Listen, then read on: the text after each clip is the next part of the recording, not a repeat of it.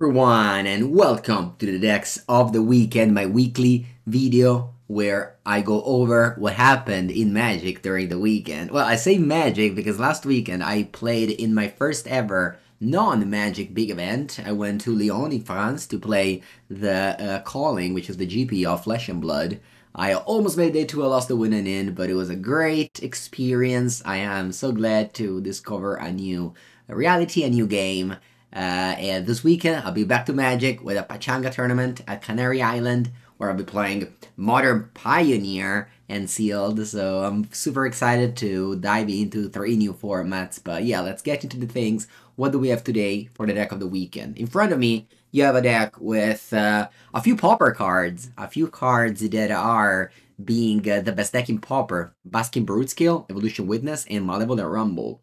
In Pauper, you combo with Sadistic Lee. In Modern, you combo with Blade of the Blood Chief.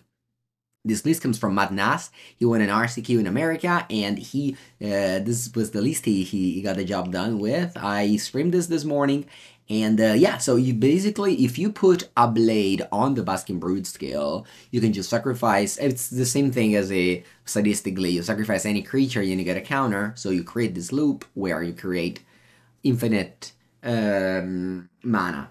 And with infinite mana, what do? Well, simply Walking Ballista. The deck also has some other synergies that I got to win with.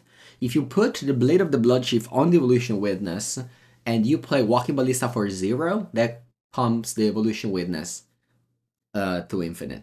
Now, Magic Online Infinite doesn't exist, so the infinite life that Basilisk Collar gives you, for example, if you put it on the Brute skill and attack and they block, it's not infinite. You just gain as much as you want to click. So I think Shadow Spear may be better on Magic Online. In fact, I did lose a game where maybe Shadow Spear would have won me. But on paper, this deck is certainly better since the Infinite Life is definitely a thing. Even the opponent's Solitude, my very large Brood skill, and yeah, sure, I could pump it up to 100, but I was playing against Goryo, so I just, had a Trax and Griselbrand, and it's not that hard to attack to a finite number that you can make a Magic Online. I wasn't a fan of the Orcish Bowmaster Grist plan. This felt like something. I felt like I won every game. Sorry, not every game. I won the games where I was comboing, and the games where I was just trying to grind with Orc, Grist, and Saga, they were not too impactful.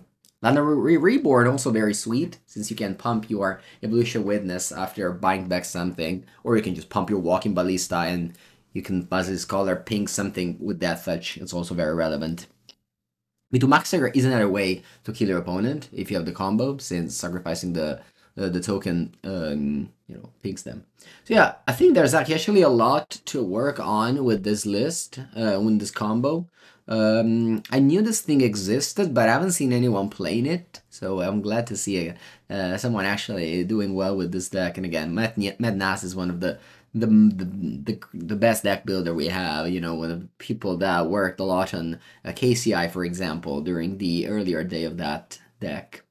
And yeah, that's it for Modern. Let's go over to Pioneer, which is a format that we'll be interested on because it is the format of the RCQ, not the RCQ, sorry, of the RC, Regional Championship. The one in Europe will be at the beginning of November. Whereas in Brazil, they had it last weekend, and the winner was Blue-White Control in the final against Enigmatic Incarnation. Now, Enigmatic Incarnation actually got a lot of new cards. It doesn't play Fires anymore, but we are playing with the Overlords. In the podcast, me and Anthony, when we talked about Duskmourn, actually talked about how Overlord of the Huntswood, you can just pay 3 mana for it, you got that token, and then the next turn you can just Enigmatic Incarnation Sake and get Limvala the Preserver. That's a 6-drop that you can have. Or you have Overlord of the Boiling Beagles, which is a 4 mana, 4 damage, 4 mana Flametongue Kavu, and you can sacrifice it to get a 7-drop to get your Atraxa or your Titan of Industry. Now, this is definitely something that is, oh, another one, Marina Vendrell. This is something I didn't even read before. It's a rainbow card, which, your mana base can cast, but you'd rather put it into play by sacrificing the Enigmatic Incarnation. You reveal the top 7 and you put all the enchantments in your hand, which is, something that unexpected, at least. Another very important thing that this deck has going for it is High Noon. Now, this doesn't seem like a main deck card, but it's so popular right now in Pioneer. Most decks play it for real, like most white decks play it, even blue-white control, since it's your insurance against Blue-Red Phoenix, which very hardly can deal with it. And also in the non-Blue-Red Phoenix matchup, if you draw it game 1, you can just sacrifice it to deal 5 damage to any target, not just face. So, it's not even dead in the matchup where, opponent just can easily play one spell a turn.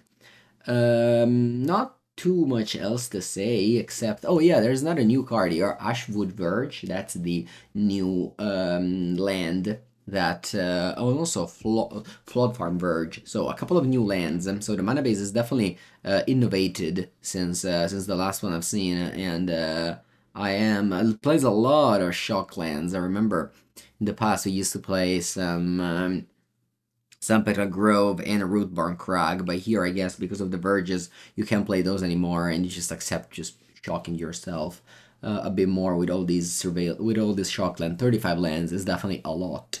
And the Subway 3 Chanter's Awakened Inferno for the blue-white control that, despite all of this, still a terrible matchup. So lost in the final there. But yeah, Enigmatic Incarnation was a deck I had won a tournament with. At this point, like, what, 2 years ago at the RC in Sofia. So that was a long time ago. And still around. It's a little bit different without fires. So you can't call it Enigmatic Fires anymore. You just call it Enigmatic Overlord now. And let's go over finally to Pauper. Pauper has had some new cards impacted. In the past weekend, challenges on Magic Online saw so many mono red. I mean, not just because mono red is just a popular archetype on Magic Online, but also because this new card, Clockwork Percussionist, is very good.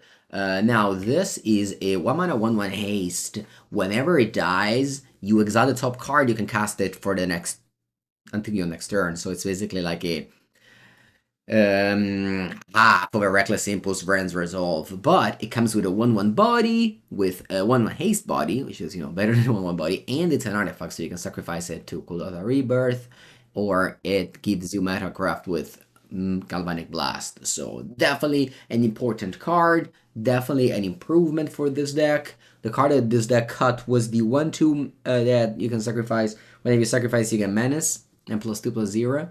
This list by Walker is also playing 5 card advantage tools with Reckless Impulse and Brand's Resolve.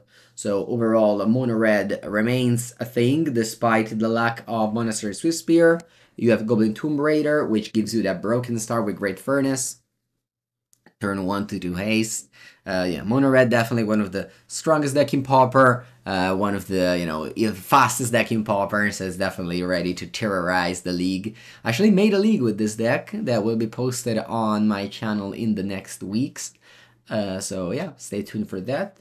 That's it for this week. Thank you for watching. I hope you have a lovely week, and stay tuned for Mengu's video here on the channel. Tonight, 9 p.m. European time zone on Mengu's workshop, we'll have a Pauper video. It will be mono white versus blue red Scred with the Galvanic Discharge. So stay tuned for that, and have a great rest of the week with some Duskmorn draft. I look forward to draft a lot of that set. Bye bye.